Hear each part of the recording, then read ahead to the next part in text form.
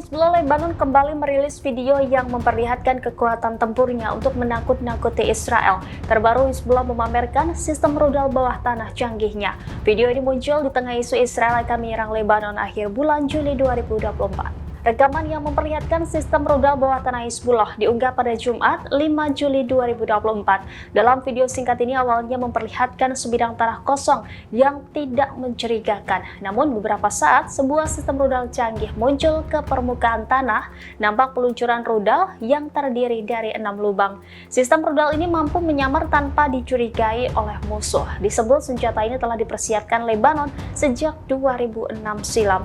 Diberitakan sebelumnya Hizbullah ternyata diam-diam juga memiliki terowongan bawah tanah di Lebanon. Terowongan rahasia Hizbullah diklaim jauh lebih luas dibandingkan terowongan milik Hamas di jalur Gaza, Palestina. Koresponden intelijen dan keamanan nasional majalah Foreign Policy, Ami McKinnon, mengatakan Iran selaku penyokong Hizbullah punya rute lewat darat dan udara melalui Irak dan Suriah yang mengarah ke Lebanon. Terowongan itu diduga digunakan untuk memasok senjata dan amunisi untuk Hizbullah sebagai persiapan jika perang pecah di wilayah itu.